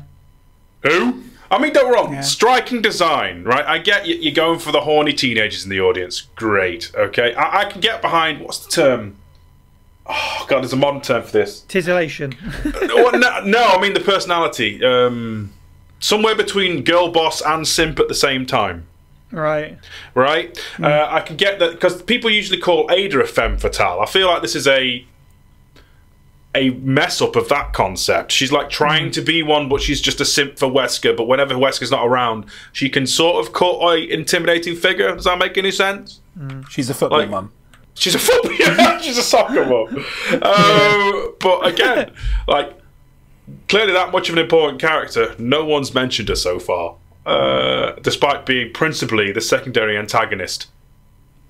Don't worry, Steve, you're just adding more fuel to the fire that I'm about to unleash. But Burgs, by all means, get the kerosene out. We need to stop any Crimson Heads. I'm currently very upset that nobody even mentioned the Jersey guy, but his name was Irving. Irving, that's right. You guys are just here for the fireworks show. Boom! Right. Another cartoon character, another cartoonish villain. Yeah. I think what we're all missing about Wesker's transformation from conniving, calculating, cool, collected traitor is the fact that the T-virus is in itself degenerative, and as such, in the time between he was infected to when you meet him in 2008, his mind's just gone. Like, there's nothing left. So the actual law reason is because he figured out that Spencer had basically done mind games on him as a kid. Like, all the Wesker children are programmed to seek out Spencer. And when he realised that, I think that's apparently what's kind of broken him, because he's free of that now, that mind control, and then he can do whatever he wants. But I don't hate that, like, now his mind is free. Oh no, his mind has been wrecked by the virus that Birkin gave him. I don't hate that as a headcanon, to be honest. So, but ultimately speaking, y'all have said what could be said. Sheva and Jill both, I think, get done dirty in this game. I do remember hearing that the actress who played Sheva got some flack for participating in the game, given its themes, what happens in it, and I feel bad about that. But she was great, and we do have the Chris that we have now came out of this game. Yeah, I don't have much more to add about the characters. Like, they everybody that's not the three that we talked about a bunch already don't matter. It's true, and that's the thing, right? And I don't want to anger any portions of our audience by going on a big feminist rant, but I think it's fair to say that there are only two characters in this game that matter, and everyone else is basically there to prop them up in some way, shape, or form. As Steve, you just said, Excella basically is there to tell you how cool Wesker is, and I'm simping for Wesker and all this stuff. And Jill and Sheva are basically there to send to Chris to tell him to carry on going, to talk to him like a mature adult so he can carry on shooting and punching things. Like, it's just about two just asshole men who want to kill each other. And that's about it. Like, the women do nothing. They add nothing to the story, which really sucks, because this is Resident Evil, and it shouldn't be like that. And it wasn't like that until this point. And thankfully, it's not like it anymore. It fails the Bechdel test. Of course it does. I mean, without question. It's weird, right? Because, I mean, 4 obviously wasn't great female characters either, unfortunately. But before then, we just had Jill, main character in her own game. She's an equal parts protagonist in 1, so is Claire. And thankfully, 6 gets things a little bit better by having some more female characters that are on equal footing with the male counterparts. And hopefully we'll get more of it in the future as well. I'm sure we will, but it's a weird one, this one. When you look at it through that lens, it kind of stinks a little bit, or it's just about two macho dudes that want to punch each other, and the female characters are just kind of set dressing. They don't really add anything to the story, which is really unfortunate, because shouldn't be that way. February 12th, 1967. We've hit the metaphorical brick wall. We brought the progenitor flower back from Africa and attempted to cultivate it here. The initial culture samples of the progenitor virus have not shown DNA-altering characteristics. We cultivated the flower to mass-produce the progenitor virus. At first, everything proceeded smoothly. The plants were strong and grew quickly. In a short amount of time, they flowered. But here is when a major problem surfaced. The flowers did not contain the progenitor virus. Perhaps the environment in which they've grown triggers the development of the virus. This matter must be investigated further. March 23rd, 1967. We've made no progress. We've tried cultivating the flower under different conditions, but with no luck in triggering development of the virus itself. Thus far, we have tried changing the soil, water, temperature, and light exposure, all with no success. I got into a heated debate with Dr. Marcus about the direction this research was taking. During that debate, Mr. Spencer interjected some foolhardy notion of starting a company. Without the progenitor virus, there's no point in starting a company. Does he not see that? It's all pointless. let's move on though. I don't want to bore everyone too much. Let's talk about BOWs. Let's talk about monsters, because this is an interesting one indeed. As I said, like Resident Evil 4 had its... I feel like it kind of worked by having its own little roster. Like there was obviously lots of questions about Resi 4's creature design, and I can pick holes and say, well, why does this thing mutate this way? But it kind of worked because it was its own dark fairy tale thing. At this point, we're just getting into the era of these are just big beasties. The Plagas, give it to a bat, it's got a caterpillar bum for some reason. I don't know. Just getting into nonsense. Yeah, but there you go. James, how do you feel about the creature design, the boss fights, and so on? Yeah, so the BOWs in Resi 5 are like a testament to the consistency within the series, to be honest. I have some good things to say. Like, before this game came RE4 and we met the Plaga, and we see evolutions of that same parasite in this game as well. Like, several different evolutions, actually. Like, and they are on a different level. Like, but it feels familiar as well. But also different at the same time. They've done well with it, I think. Like, we all love our zombies, right? But they can get stale. You could say... Yeah, you could say the enemies in this game are also zombies, but in a different suit. But they also do have something more, I think. Yeah, I think we all love returning characters, you know? And Capcom seems to put more effort into returning their BOWs than actual human beings to fight them. Like, Resi 5 is some of the biggest bombastic BOWs you see in the series, like from Whale Irving to whatever Excella turned into. I don't know what that was. Unfortunately, some of the bigger BOWs in this game are also the most boring to deal with. Essentially, shoot it until it dies without like adding much in the way of critical thinking. And no Capcom QTEs don't count. Okay, I had to turn those things off on PC, and they were still a pain in the butt, like to deal with. However, some of the most interesting fights in this game, like I'm gonna butcher this name probably, but the Popocaramu. Is it the Popocaramu? Yes. The baterpillar. I called it the baterpillar. Yeah. Yeah, which it needed you to bait it into explosives so you could shoot its butt, essentially. And then there, Steve mentioned earlier on the Reaper, which seems to be this game's version of the Hunter, which is probably why you're afraid of it, Steve. No comment. But if you do shoot well and you keep your distance, you can take out its weak points, which change, which is very cool. Like, it changed every time you shot it a few times. It's like a nice addition. While it was is there any reason why it was like obfuscating your vision or like blinding you? It just hates me. Okay. Yeah, there's a wide range of BOWs in this game.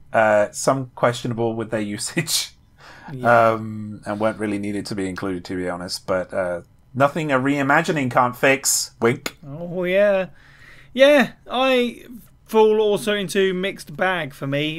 Some of the boss fights are pretty bad. The Endesu is terrible, which is the El Gigante's cousin, brother, whatever, where you sit on the back of the Jeep and just aim needlessly at it for hours on end until it dies, while avoiding quick time events, and that's about it, as you kind of alluded to there. I think the Reapers are really cool as a sort of continuation of insectoid BOWs, very Chimera and Drain Demos E. I think the Lickers, I think it's interesting that everyone criticises Resident Evil Revelations for sort of killing the Hunter's impact by throwing loads of them at you, but Resident Evil 5 does the same with the Licker betas, and they look rubbish as well. I think they look terrible. Yeah. So I don't like the new Lickers. This game is 15 years old. I wasn't really a big fan of that. But some of the boss fights are really good. You've called out one of the better ones, certainly. And the Magini sort of variation is pretty cool. Problematic stuff aside. I will pick holes in how they're just nonsense creatures, sure. But in terms of fighting, the majority of them, decent time. Burgs, how do you feel about the monsters? I feel better about how encounters are designed, I suppose, more than I have more passionate feelings about the monsters. Yeah, that's fair. No, that's fair. I think I'll admit that that's probably a big part of, like, because I played so much Mercenaries mode, and that's what the game becomes when you play a bunch of that, is like less appreciating the visuals. But I'll agree with James that they are pretty consistent with their design. I think one of the most interesting things I think about this game that I remember hearing was there was a YouTube video where somebody had removed one of the post-processing filters on the game. That's like a yellow greenish haze. Yeah, for sure. And indicated a theorized headcanon that the Ouroboros started off as the nemesis because all the tentacles used to be purple. So when you take away that green haze, a lot of the enemies have this like vibrant purple color, which I thought made it look more interesting. But overall, I agree that the liquors were kind of, meh looking, especially seeing them again when James was playing the game. For a game that came out when it is, they do look really good still. The game holds up well. Right. Yeah. But design. But no, I really like the fights against the monsters that kind of utilize the fact that like somebody has to be a distraction so that the one person can do the thing. Fun levels of co-op engagement like that are great for encounter design. I have certain nostalgia for like particular encounters, definitely, and some of these designs. To be fair, like I think Executioner Magini, which is the guy in the hood with the big hammer, he's kind of like Pyramid Head, I guess. It's a pretty basic design, but I actually kind of like it. I have a bit of a nostalgic twinge for it at this point. It works for me. Maybe not Chainsaw Man. It's kind of a bit too far on the nose, but I do like Big Hammer Bro. Steve, how do you feel about the BOWs? I feel like I've been the most critical of everyone on this podcast about pretty much everything. So feel free to be surprised when I say that. I think the enemy roster is pretty great. Like, generally speaking, as an evolution of the Ganados, the transformations, some of them they throw out are wild. Like, seeing a man go from a generally grumpy-looking fella to then a man crab that can eat you is pretty cool, especially when that's in the middle of a fracas with another, like, 20 dudes. Yeah. Pretty awesome. We still have, wibbly tentacle one going, which is unpleasant. But, generally speaking, like, the diversity of the Magini, and I don't mean that in the awkwardness of this conversation about, the race and setting of Africa. I mean the general moveset and weapons they have and their transformations are fantastic. And to further narrow the point that I don't like power tool enemies in an RE game except for, really, I feel like they're just playing that one note. Chainsaw Magini can bugger off, right? Just put the Axeman in things more, because again, it looks a bit, if you squint and maybe you've got salt in your eyes, like a Pyramid Head knockoff. But he's got a bit of personality to him. He groans rather humorously when you kick him around. It's funny. On the liquor debate, I feel like they could have probably been an Ouroboros creature instead. That would have made more sense. Like, they just look like the liquors that we know, but they've put on a lot of... They've hit the gym a few times. But they unfortunately can't resist bullets all that greatly. As for the rest of the monsters, Desu can go jump off a bridge, because that is just El Gigante, but tedious. Like, and El Gigante wasn't exactly not tedious, to be fair, let's be real. The giant enemy crab, much better than Heavenly Sword. I thought the giant enemy crab in this, U8, is actually a satisfyingly fun boss fight, especially since there's multiple ways to kill it. Even if it is ridiculous, appears from nowhere, has no real build-up, it's just like, hey, I'm a boss. I'm the boss for this weekend. Let's have some fun. And boy, fun we had. What I want to give a big shout-out for is the Ouroboros monsters themselves. Oh my god, Resident Evil, you finally did it. You made a leech monster that was actually a fun fight and not a frustrating one. Like, except one giant asterisk is when, how the hell are you meant to fight the second one in any logical fashion? This is pulling directly from mine and Sai's most recent playthrough, okay? We were fighting that thing for 30 bloody minutes, and it just wasn't dying. And I don't understand the concept of the mechanics of a fight where you have an infinite ammo flamethrower that can just drag out. The other stuff, great. Like, generally speaking, as a mechanical thing and the creatures, fantastic. Reapers, terrifying. I think the internal airbag thing is a bit much, but, cool. And then we've got Gatling Gun Magini again. Yeah. Yeah. They're okay. The first Ouroboros fight is really cool. Like the little gimmick of getting him in the room and burning him's fun. Especially, again, a great example of the co-op stuff there. If you do it right, it's obviously really easy, but it's still fun that you get to do something different to finish that encounter. And also, it's worth saying because it kind of fits in here when it comes to boss fights.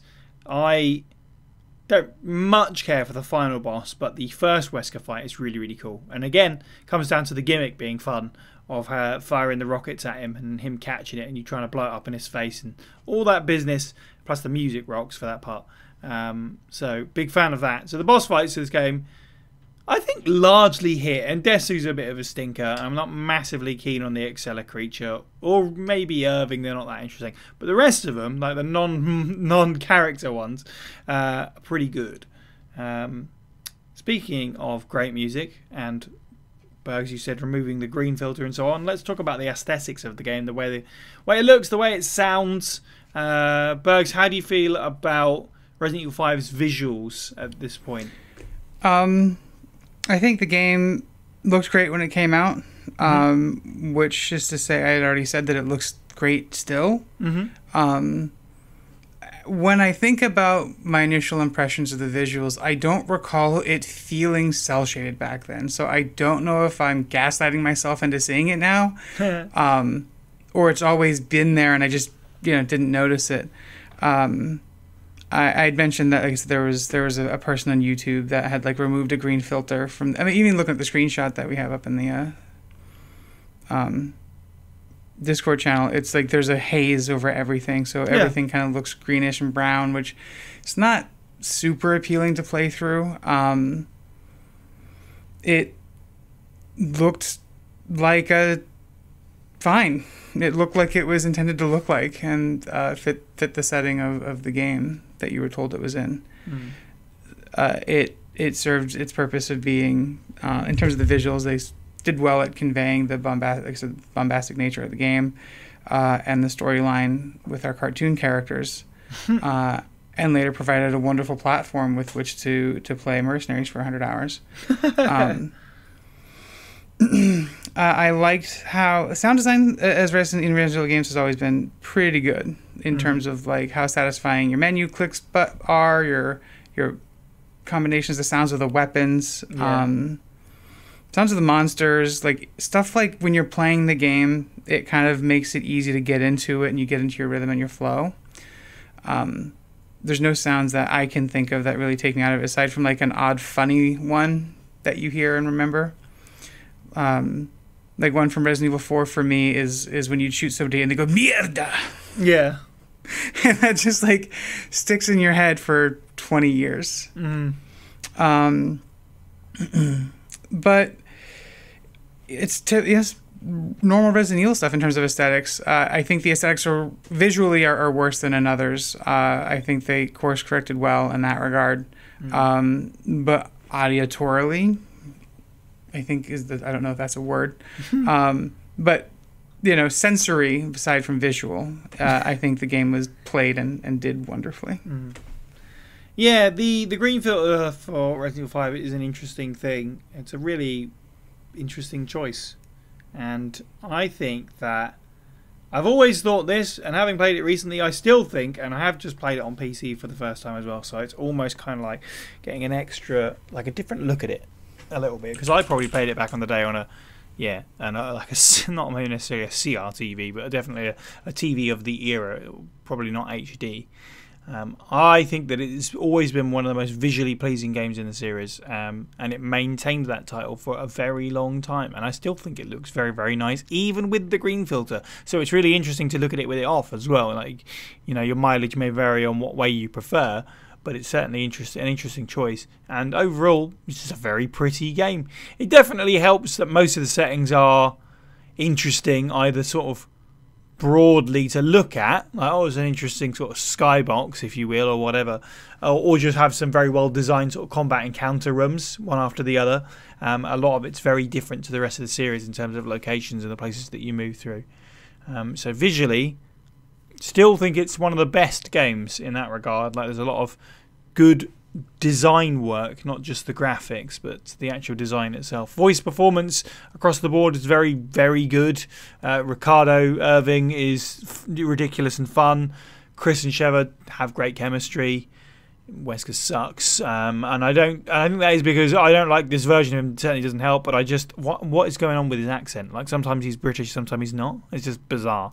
That's a bit of a stinker, unfortunately. I think everyone else is pretty good though, and the music, I think it's functional. Like there are some really good tracks that stood out to me on the most recent playthrough. But as is the case with the sort of action-packed game, sometimes it does sort of become background noise while you're concentrating on what you're doing. It's definitely not bad in any fashion, I'd say that much. I maybe we'd need a more concentrated listen to it to get into most of it properly, but nothing ever stood out to me as like this seems out of place or whatever, certainly. And there are some really good tracks, definitely. Steve, how do you feel about the aesthetics of Resident Evil 5? Oof, right, I'm going to come out with a controversial take, everybody. I think that you could make games looking like this now and it'd be fine. I'm totally okay with that.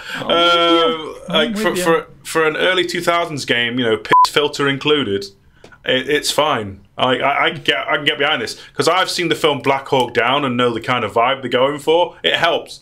I'm not saying that there are some visuals that aren't improved, like Ouroboros being purple instead of black. Yes, I am on board with that, but it's not a deal breaker to be having to play it with the amber beer filter over the top of it. Generally speaking, like the environments look good, the character models look good, the enemies look good, everything sounds appropriate. The guns and stuff, they all have a satisfying click clunk reload. You've got that nice MP5 slap. It's all really groovy. Voice actor performance, I'm pretty much on the same page as Sai, generally speaking. I'm not going to go into the weeds with it. I think some are better than others.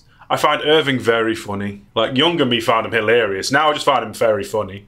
Standout is still Roger Craig Smith as depressed Chris. Like, I'm sorry. That Patricia Jarley, for what little line she gets as Jill, and bear in mind, I thought she was a bit mid in Umbrella Chronicles. I feel like she was a fantastic Jill for what little we had in this game. Pretty good. Shout out again for TJ Storm as Josh. Like, as, Big Brother fella. More so in the DLC than this. Pretty good. Musically, as the fighting game player in the room, I believe Burg plays some as well. I shouldn't really take that crown all to myself. But a lot of the tracks from this game specifically get used for various characters afterwards. Like, Chris's theme, I believe, is the Mercenaries one, and Jill and Wesker's themes are the boss fight themes from this one. Yeah. Right. Pretty good. Like, good little earworms. Have we done a now that's what I call survival horror? We've not. Not for RE5. Surprising, considering that I think a lot of there are some character themes in this more so than others. Generally speaking. So again, I guess on a positive note, Steve not being a grumpy miserable soft for 5 minutes. Who'd have thought? Audio visuals all pretty solid. Also, DC Douglas sucks. There's a lot of sheen on this product, certainly. I think that's important, and that was, I think, a conceited effort, and it absolutely should have been, because they're going bigger than ever. They are targeting a wider audience, going for Xbox, which had a more American audience, which I know obviously they've always kept that in mind anyway, because I think Resident Evil was intended with that in mind from the beginning somewhat, but obviously they're going, okay, we're going bigger than ever, we're going to make a big action game, co-op. So clearly it feels like care has been taken on all those regards, and it shows. James, how do you feel about the aesthetics of Resident Evil 5? First of all, I just want to pick up on the Wesker VA thing. It's because he's a bad voice actor. Yeah. That's why. Nothing about anything else. He's just bad at his job. Like, and I don't understand how he's actually got these roles. But yeah, so I mentioned in the gameplay section that a lot of the horror was gone from the franchise in RE5. And the aesthetic is definitely attributes to that. Like, it's bright, it's well lit, you can see around every corner, even in the darkest points in this game. Right? Again, weird with Resi, because like we went from Resident Evil 4, which was very neutral colors, but still that kind of, it wasn't really a horror game, but there were some horror aspects to it. And then the games before that were quite dark, and you also had the horror of the fixed camera angle too, right? But yeah, this game looks really good for a 2009 game. Like, even now, there's AAA games that come out this year and in recent years that RE5 almost looks as good as. Like, playing this game made me think how far we've actually come with graphical fidelity. Like, there's clear leaders, you know, in the field when it comes to that. But if you look at everyone below that point, we've not really improved that much since it's all then. incremental, isn't it, at this point? So yeah, it could also be a testament to the visuals of RE5 as well, like, and how hard they've worked, and they clearly worked very hard. Like, they were attempting realism, but with a mix of caricature as well with this game. After this game, they released God knows how many others in the MT Framework engine. Not just Resident Evil titles, but you've also got, like, I think everything up until Revelations 2. You've got all of the Street Fighter 4 Pantheon. You've got, like, some of the Monster Hunter games. You've got Lost Planet 1, 2, and 3. They are all very good-looking games for the time and even now. Like, it's amazing that the jump to RE engine, don't get me wrong, it's great, it's consistent. But they really, in some ways, didn't really need to. Yeah. I'm always pleasantly surprised every time I play this game. Like, I always look at it and go, wow, this is a really good game. This is a really good-looking game. It always surprises me and takes me back. But, even with how good the game looks, I did find that a lot of the locations, I mentioned this earlier, a lot of the locations are forgettable. It might be because of the greeny yellow filter, which I did take off. I wanted a vanilla experience.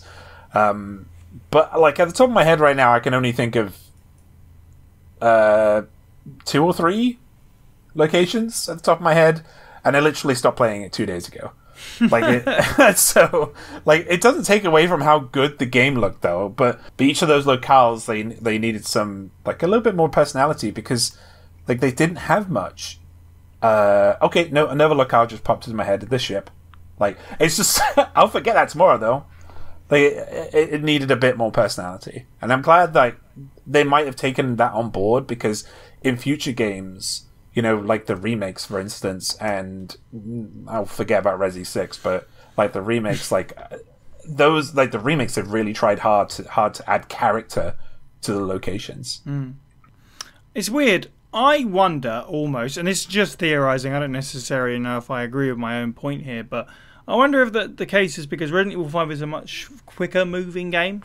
So you just get through it quicker, whereas Resident Evil, the remakes recently, you have to move at a slower pace because of the tone of the games and the way the combat works. So maybe that's why. And Resident Evil 5 is just like there is more of it, so you have to speed through it. But I don't disagree. Like, even though I played this to death when it came out, I'll go back to it infrequently now. But when I do, I'm like, I really don't remember it.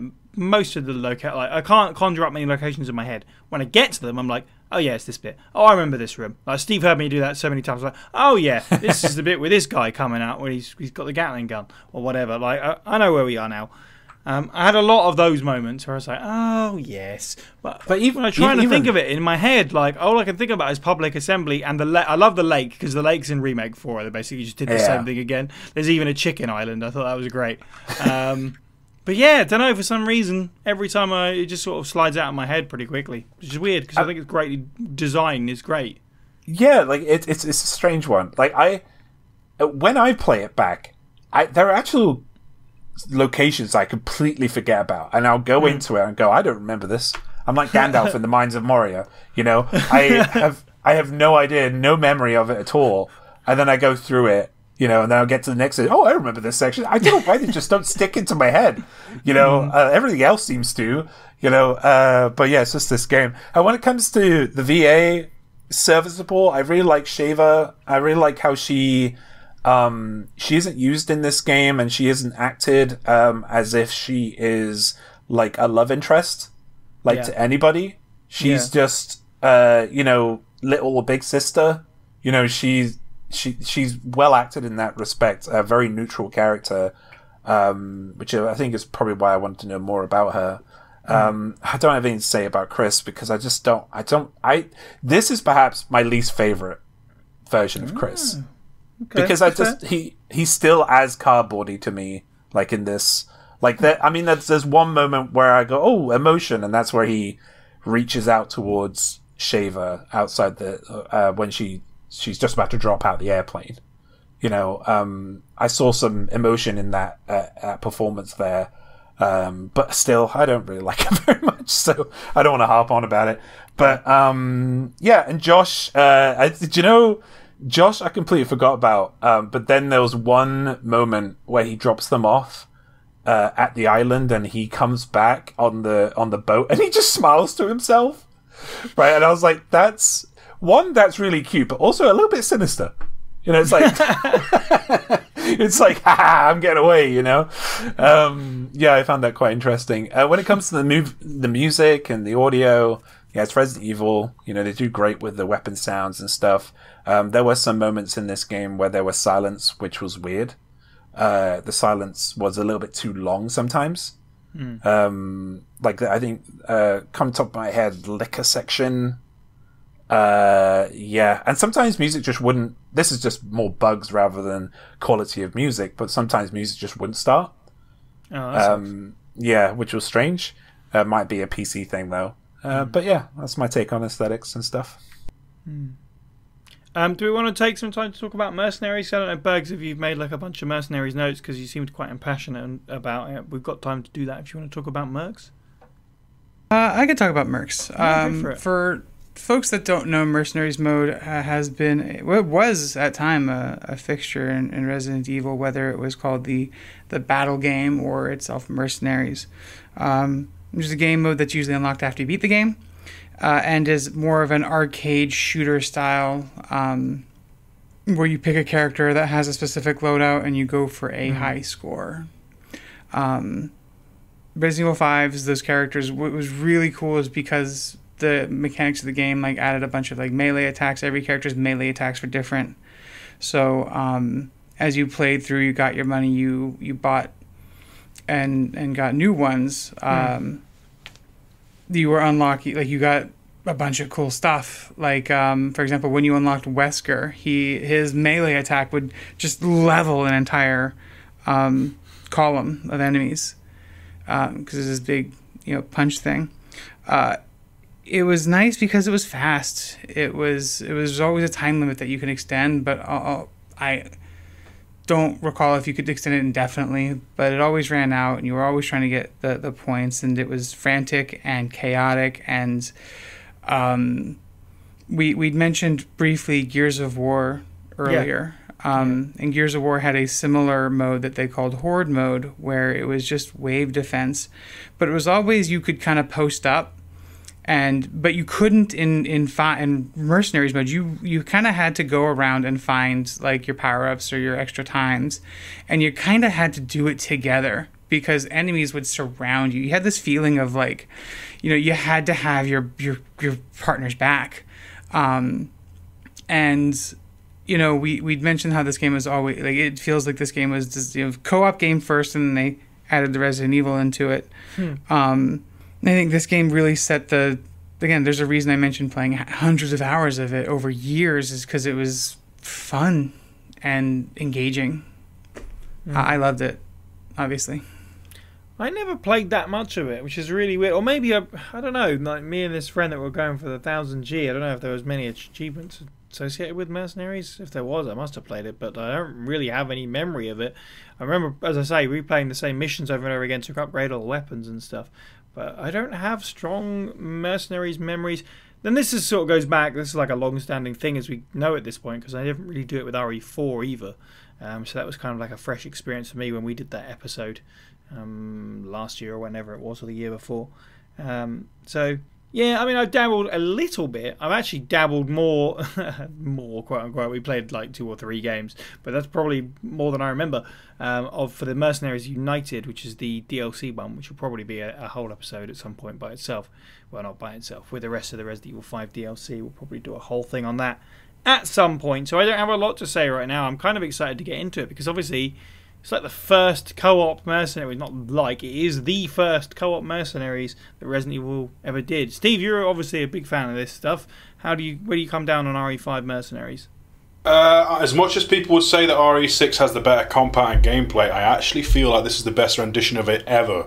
And this includes 4 Remake. Alright? And I don't dismiss 4 Remakes, I just feel 4 Remakes is a little too easy. Like, generally speaking, you can rip that game a new one in seconds. Whereas you actually have to at least skill up a bit for RE5s. Every character's unique. Every character's got a different set of moves. And there's like 6 or so maps. There's room to grow with RE5 Mercenaries that they added on with the DLCs, so Lost in Nightmares and Desperate Escape, respectively, adding two characters each. Yeah, it's a fun time. Obviously, as Burgs already told you go into an area, you kill so many dudes. The time limit is expandable, and you can do melee kills to get more. You have to kill 150 enemies total, and then the game just ends. It's at launch, we were playing it casually. Then the multiplayer DLC, the Slayers and Survivors mode dropped. Me and a few of the Xbox Live Online crowd that I was running with would literally boot the game up and have a quote-unquote gentleman's agreement to not shoot each other in this Survivors mode, just so we could have 4-player mercenaries. Like, ad hoc. Basically, everyone was in the same arena so we could shoot things. But we had to not shoot each other so we could do that. And it's like, yeah, clearly, this is surprisingly the best counterpoint to something like the Horde modes that would be following on from Gears of War. I think the other close allegory would be your World at War, Call of Duty zombie stuff. But obviously there's a bit more meta to this, as you have your combo attacks, your time bonuses and all that. I suppose you get your ray guns or whatever the frig. I don't play Call of Duty. I play good games. So basically, what I'm saying is, why this hasn't seen some kind of arcadey port or rendition since the 3DS. I know it's been said before. People say bring back Outbreak. I'm saying bring back Mercenaries. Yeah, I don't disagree after experiencing here. A little bit of fire. After the podcast, I'm literally going to try and kidnap the gang to play a 4-player in the old school way, just so you know, everybody. Okay, good to know. I mean, we said it about 4R's Mercenaries, whereas the co-op, that's the thing that we wanted most out of it, and we sadly didn't get. So I would like to see that in future, certainly. Okay, well, we will return to Mercenaries in a future podcast, like I say, and give it a bit more time to itself. But for now, let's wrap up Resident Evil 5 and our conclusions on the game, our final feelings on Resident Evil 5. Burgs, where do you come down on where Resident Evil 5 sits for you in the pantheon of Resident Evil games? It definitely sits middling top of my pantheon, I would say. I really am putting it there because of the amount of time, the good times I remember having playing it more than the content of the game itself, which is valid. I think it changed. It helped to change action games between Resident Evil 4 and then some of the changes they made to this.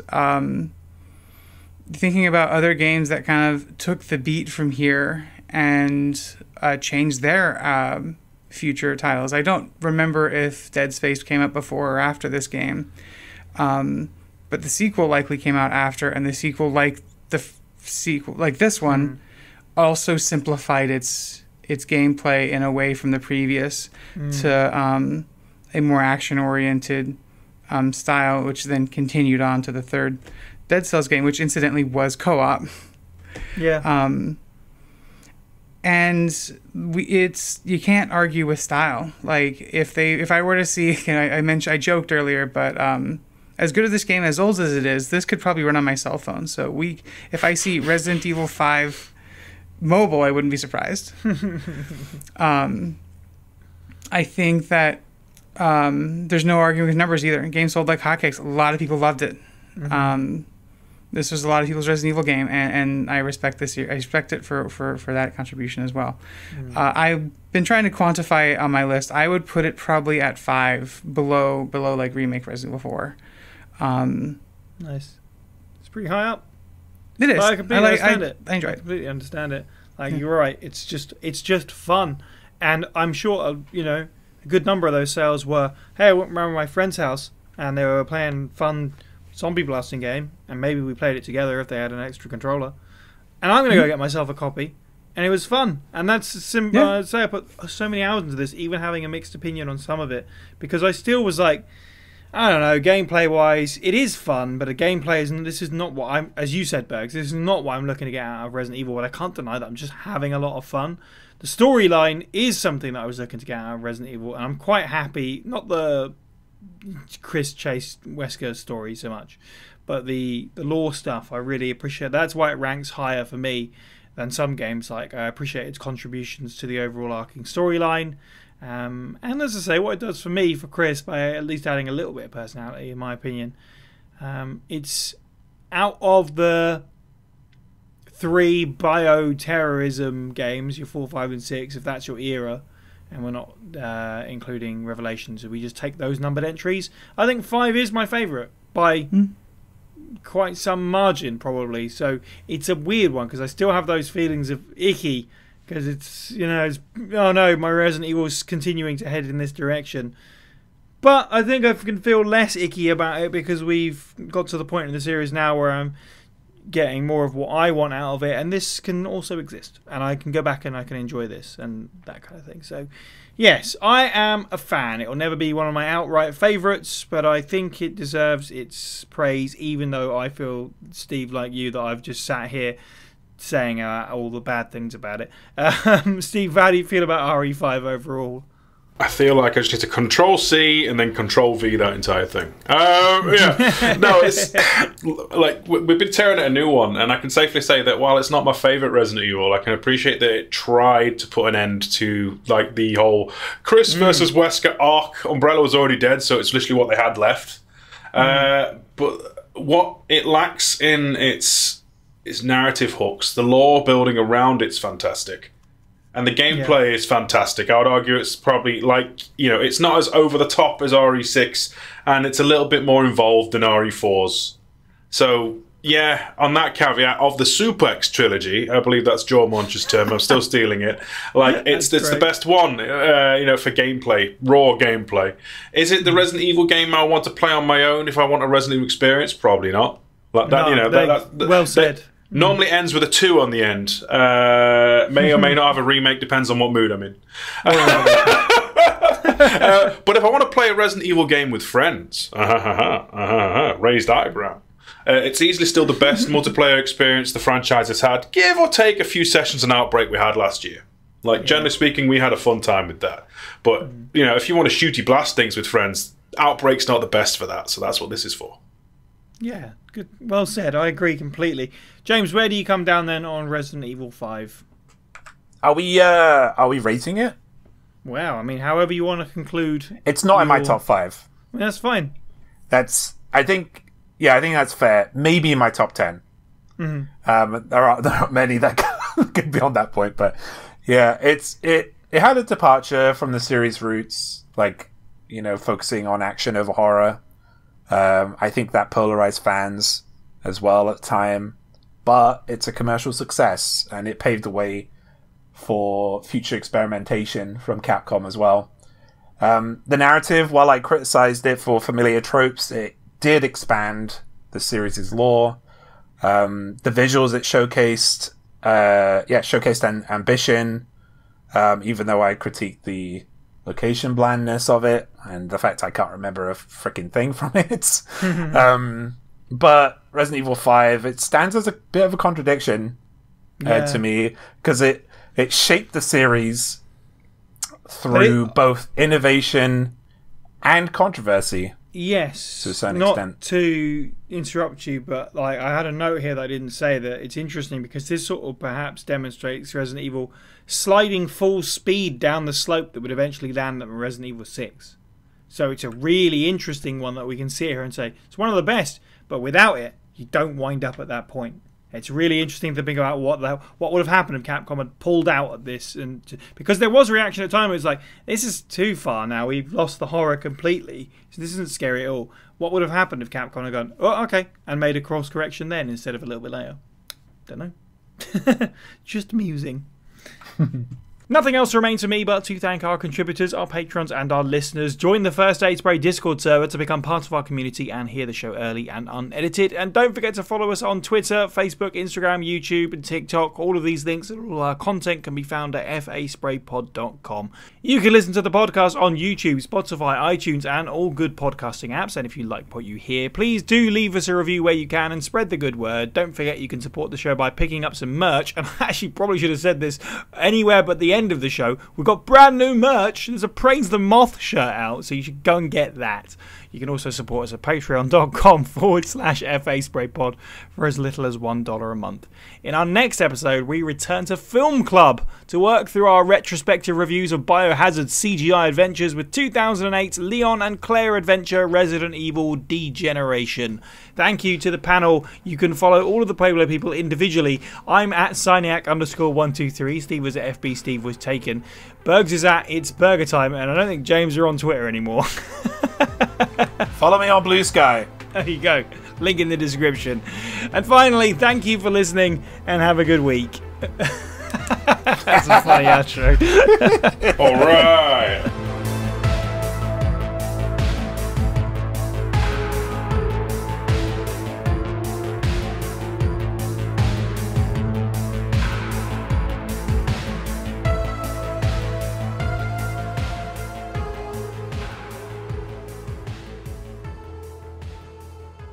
I just got so comfy through that podcast. I don't know how my voice sounded. I was just like basically horizontal. I was just, I'm just chilling out, man.